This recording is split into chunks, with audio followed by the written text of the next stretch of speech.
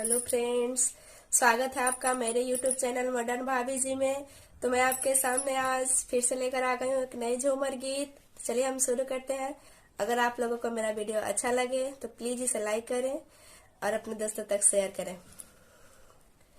राजा काइनी में कावनी कसूरा जाड़ा में परदेसी भइनी, सैया काइनी में कावनी कसूरा जाड़ा में परदेसी भइनी। जेठ बैसाखे कहनी पूस में आई, फर्स्ट जनवरी तहरा संग ही बीताई।